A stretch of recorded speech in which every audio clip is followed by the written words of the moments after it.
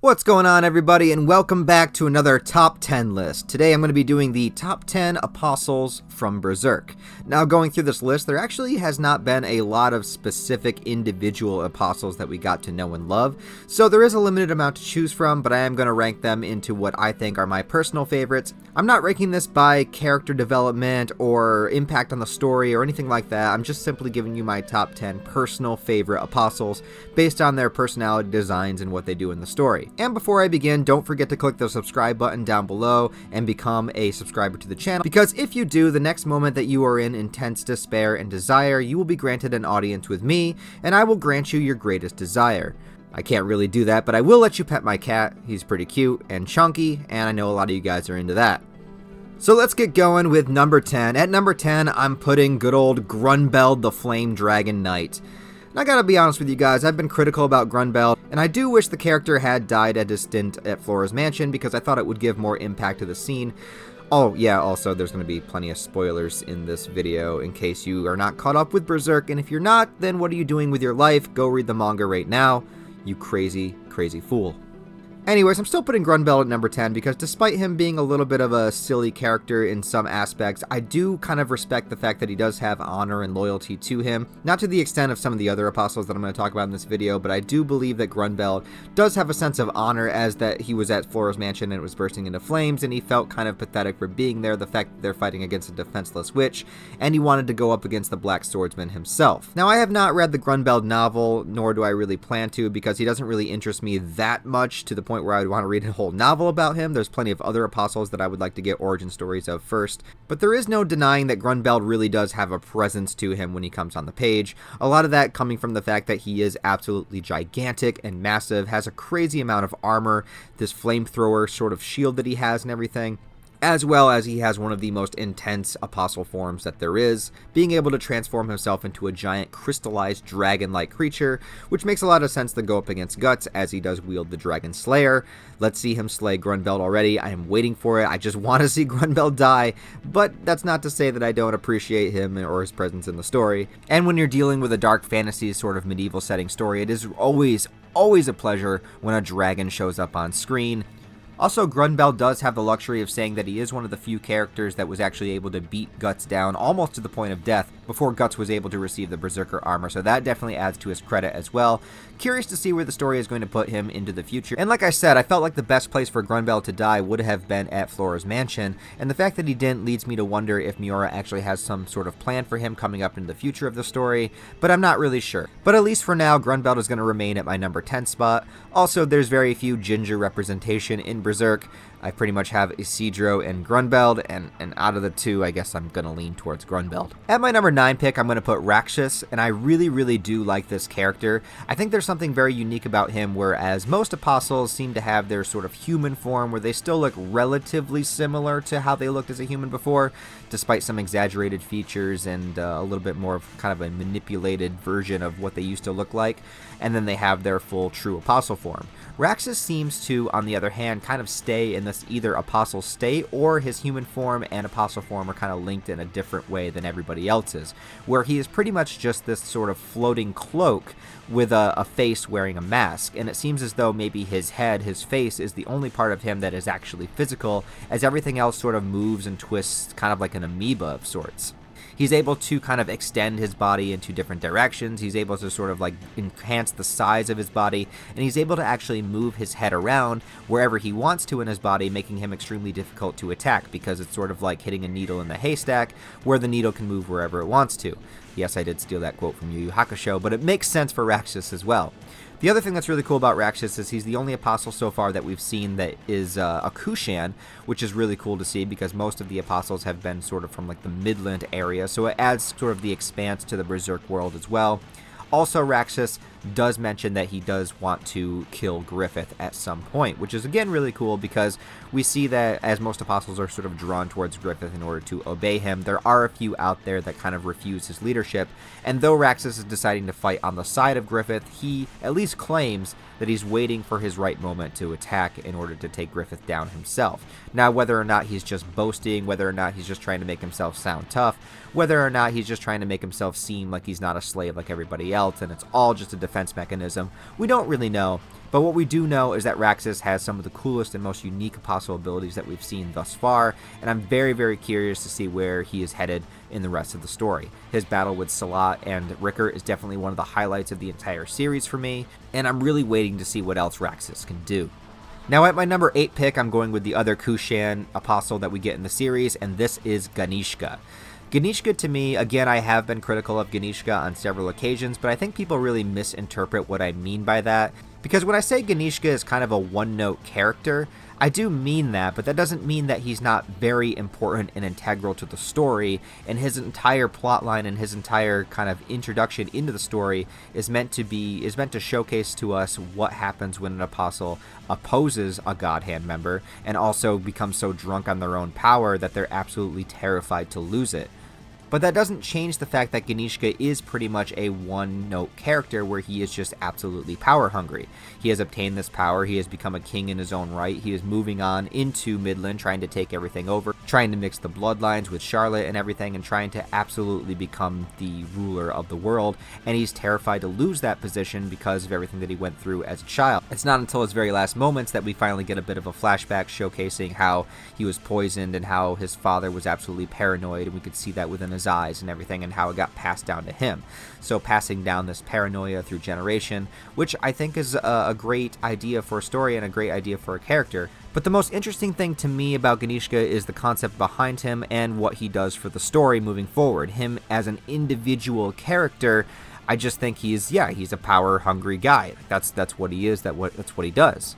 But Ganesha gives us some of the grandest, most epic scale stuff that happens throughout the entire Berserk series. One is just his apostle ability to begin with, to become one with the sort of elementals of the sky in order to make himself turn into mist, into smoke, to shoot lightning and everything like that. So it makes him virtually invincible because he's almost impossible to hit in his apostle form. And then when he decides to go into a pit of desperation and douse himself into this demonic man-made Bailet, become his kind of ultimate Shiva form, it really sort of changes the game and changes the scope of Berserk as a story to begin with. One, because of what he does and how it's in front of everybody and everybody is able to see this monstrosity. And two, of how this event awakens the world of Fantasia and literally changes the scope of the entire world within the story. So his contributions to Berserk can definitely not be ignored in any way. At my number 7 pick, I'm going with Wild. And I'm going to put Wild at number 7 because Wild, though extremely exaggerated, extremely edgy, as people hate me using that word when describing Wild, but he's extremely edgy. Despite all of that, Wild really does kind of showcase the idea behind an apostle very, very well, where we realize that Wild was once this sort of old, feeble man that probably, and a lot of this is inferred, but he probably wasted his entire life and was never able to do the things that he wanted, being weak or not being able to get women or any of these things. And so as an apostle, he absolutely embraces this sort of dark, twisted desire of this youthful energy of being able to go out, destroy, kill, murder, rape, and do all of these things without anybody being able to stop him, basically completely abusing his power. And Wild was important to the story just for showing us how strong an apostle could be, just one single apostle, right before the eclipse. And so this is what puts us into this sense of despair when the entire Band of the Hawk is surrounded by hundreds of apostles, if one could just be this powerful. It's not that it goes over the top to the point where I'm offended by it or anything. It's just the fact that Wild is so over the top that it can kind of cross that line where it becomes a little bit even cheesy, that like Wild is being this fucking edgy. But at the same time, there is sort of an enjoyment to seeing a character just absolutely do whatever the fuck that they want. And there's a terrifying twist to that, with the other characters slowly realizing that this character is something beyond human, something other than human, and this sort of slow realization as to what he is before he actually reveals himself to be this demonic creature. I also really like how it forces Guts to go all out. It's basically Guts' first time not killing an apostle, but getting almost to that point, and I really like that it happens in a segment of the story where Griffith is forced to watch and he's unable to help, and also Casca and Guts are kind of at their peak as far as their relationship goes, and I don't know, it's a good little segment, despite its flaws. At my number 6 spot, I'm putting the Count. This is basically the main antagonist from the Black Swordsman arc. The Count was a great character and kind of showcased to us everything about what an apostle was, how it worked, and what it means to be an apostle. This is showing us the absolute power and magnitude of what an apostle could be, whereas Wild kind of showed Guts the full extent of the power of an apostle in a chronological order.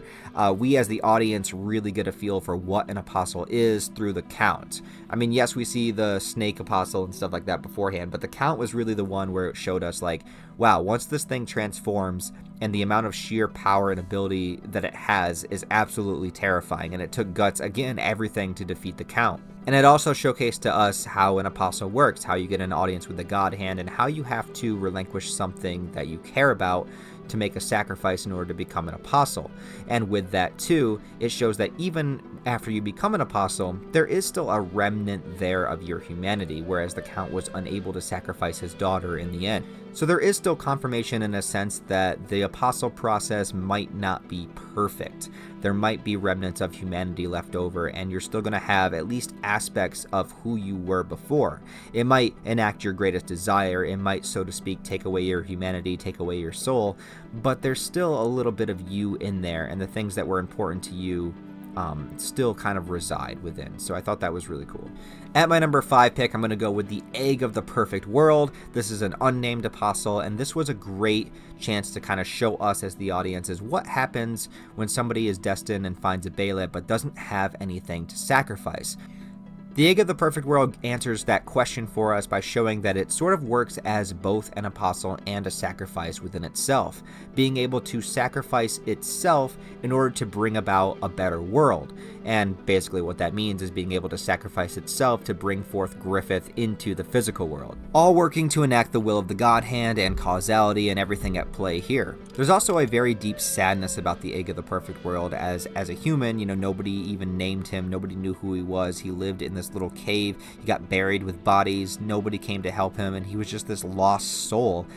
This sort of like not even a human in a way, not even viewed as human, not even viewed as anything. Nobody even knew he existed. And so it's this really sad kind of backstory and how he wants to change all that. And how even though what he's bringing forth is dark and demonic, from the Egg of the Perfect World's point of view, he's doing something that's going to be better to get rid of this harsh, cruel world that already exists and bring forth a better world. So there's this kind of unique little twist to it that even though he's doing something dark and demonic, the reasons that he's doing it for makes sense for him as a character. At my number 4 spot, I'm putting the Snail Apostle. Yes, that's right, the Snail Apostle. One of the most brutal, dark, barbaric, and twisted apostles of all time, featured at the Eclipse. Looks like he's running away in a panic, but really he's just building up momentum for him to attack the rest of the Band of the Hawk. And we have yet to see the Snail Apostle return in the manga, and I'm wondering if that's because Miura is planning something very special for the return of the Snail Apostle. Perhaps the Snail Apostle is actually the one that's going to betray Griffith and attack him as opposed to Raxus. We're not sure. We haven't seen the Snail Apostle in a long time, but Snail Apostle is always around. Snail Apostle has love in his heart, and there's a lot of abilities that he has that have not yet been revealed to us. He could definitely have a ton of power. Perhaps him coming out of his shell could reveal an even further and darker, more powerful form that he has hidden that we haven't seen yet. Perhaps him being a snail is actually just irony, and he's actually super fast and can go even faster than somebody like Rosine. Who knows? And maybe he doesn't give a shit about any of this, and he just waits for big moments like the Eclipse, as it's the perfect time to splurge and enact his true apostle desires. Whatever the case, the Snail Apostle is still a mystery, and perhaps the Snail Apostle could even be as powerful as something like Schnoz, but we don't know. And at my number 3 pick, I have Irvine. And Irvine has one of the coolest apostle form designs out of anybody. And he also has this great stoic personality, mentioning that he used to be a hunter. He's seemingly blind, and yet he is a perfect marksman. And there is an eye on his bow, so it kind of leads us to believe that maybe he kind of sees through his bow. And that when he transforms into his apostle form, it's not exactly confirmed, but it seems as though his bow actually sort of transforms into his body with him. So it seems like, at the very least, it's a part of him in some way. And he also seems like a very kind of calm, docile character. He doesn't kind of enact this sort of ravenous side that a lot of apostles have. He seems to be more of a deep thinker, kind of staying in the background, and as an archer would, kind of staying away from the main kind of conflict and attacking from afar. He definitely has pledged his loyalty to Griffith, and we're not really sure the extent of what that loyalty means, but it does seem that he is on board with bringing forth this new world with everybody else. And I am really, really looking forward to see what else Irvine can do in the story, especially if we start pitting him up against other characters, perhaps like someone like Serpico. I think that would be a really good fight. But for now, Irvine is just kind of serving as that stoic badass character that we see from time to time. At my number 2 pick, I have Rosine. I love the Lost Children chapters of Berserk. I think this is some of the best of what Berserk has to offer, and anybody that thinks it's filler, I definitely don't understand where you're coming from, because it means so much for Guts' character. And again, we learn a lot about apostles and what it means for the things that they care about, even within their apostle form.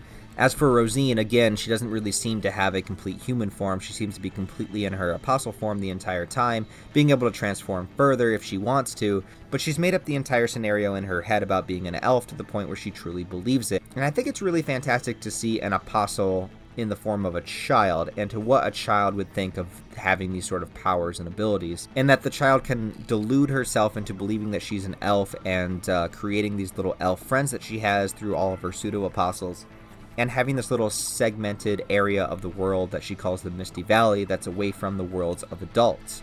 It's choosing to believe and live in a fantasy as opposed to facing the real world and the repercussions of that, and the fact that she wants her friend Jill to join her on this journey and to join her. It's a way for her to stick her head in the sand and ignore the imperfections of the real world and actually just have her own kind of little paradise. But of course, since it's false, it's going to fall apart at some point, and she can only lie to herself for so long. And I think there's a real tragedy to Rosine's story, how she's a child that ran away from abuse and a child that ran headfirst into a fantasy, clinging on to the stories that she heard through her youth, using them to sort of base her own life on instead of actually facing reality. And it's a really kind of sad story, and the fact that it went as far as it did, and the fact that she had to face a character like Guts within his darkest moments, and the two of them sort of colliding from these different worlds, where Guts is truly kind of facing reality in the harshest way possible, Rosine trying to escape it, and you have this adult, trying to murder this child, where at the same time it's this child that's been murdering other children. And it's just such a harsh, conflicting moment within the series that I think is great. It's great storytelling, and culminates in one of the best fights, probably the best fight in Berserk, and one of the best fights in manga, with Guts versus Rosine. And my number 1 apostle in Berserk, how could it be anyone else? It is, of course, motherfucking Zod!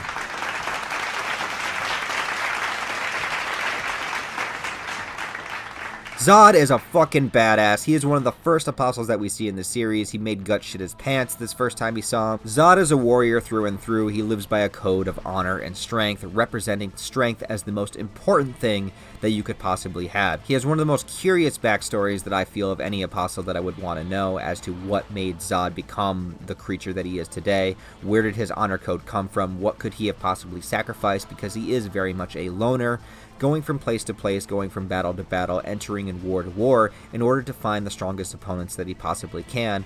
And for what purpose and to what end? I mean, that's really kind of the speculation. It seems that though he respects strong warriors, and that he's not going to kill just for the sake of killing. We've never seen Zod eat a human before. We've never seen Zod torture the weak, or do something against somebody that wasn't wielding a blade against him. Zod specifically goes into wars and looks for warriors and looks for soldiers to fight in order to find somebody that can kind of stack up to his strength. Now, whether he's trying to find maybe a human that can actually stack up to an apostle, or if he's trying to look for other apostles as well, it's hard to tell, but for the most part, we see that Zod respects and honors the strong, even testing Guts to his limit, and in a way, you could probably look at Zod as a reflection of what Guts might have became if Guts ever became an apostle, at least at a certain point in his life, where he sort of rejected everything and embraced the warrior aspect within him, the fact that he lives by his sword. And after you kind of earn Zod's respect, he will kind of face you one-on-one on equal footing. He's not going to kill you just because you're weak and defenseless, whereas Guts, after the eclipse, he had the perfect opportunity, or during the Ganesha battle, he had another opportunity. Zod decided to keep Guts alive because he wanted to fight Guts at his best. And the fact that a lot of apostles would just kind of sneak around and stab you in the back definitely shows that Zod is on another level of honor when it comes to the apostles. There's also the moment in the story where Guts and Zod are able to team up in order to face down Ganesha, which leads me to believe that there will be another moment in the future at some point within the Berserk story where Zod is probably willing to team up with Guts again. Now, I don't know if this will be during a Griffith battle, because it does seem that Zod has pledged his loyalty to Griffith, Griffith being the only person to be able to fully defeat Zod. Within the Astral world, it's kind of a weird scene, but it happens. And anyway, so Zod is sort of like acting as Griffith's right-hand man here, his most powerful soldier, his muscle, if you will. But how long will that last, and to what extent does Zod pledge his loyalty to Griffith? Well, we'll be able to see that in the future. But for now, I get stoked every single time Zod appears on the page. Every time he shows up, it's a great moment. Every time he throws down with Guts and fights him, it's some sort of epic scene that changes the landscape of what Berserk is, and also showcases how far Guts has come in his comparison to Zod's strength. Zod's Apostle design is also, though seemingly basic, kind of great in a way, where he's just this giant Minotaur-type creature with these horns and bat-like wings, and I don't know, there's something great about the simplicity of it that I really, really like. It's not intricate, it's not got a bunch of different kind of crazy powers and abilities or changing form, it's just a reflection of absolute strength, and I love it. So there you have it, guys. Those are my top 10 apostles from Berserk. Let me know what you think about my list. Remember, this is just my list, and these are a ranking of how I feel about them personally, not a ranking of strength, prowess, or what they reflect in the story or anything, just the apostles that I personally enjoy best. Leave your top 10 list down below. Let me know what your top 10 apostles are, at least your top 5, or maybe just your number 1. Put it down below. As always, guys, I really appreciate you watching these videos. Thank you so much for supporting me on my journey through YouTube. I don't know exactly where this journey is going to lead me either, but I very much appreciate all you guys being here with me. If you enjoyed the video, give it a like, subscribe if you want to stick around and see some more content. Check the links in the description below for my Twitter, Instagram, Discord, and Patreon. If you want to support the channel on that extra level, I would really appreciate it. There's a couple of perks there too for you if you want to check out the Patreon. Other than that, guys, I thank you so much. Hope you have a wonderful day. I'll talk to you next time.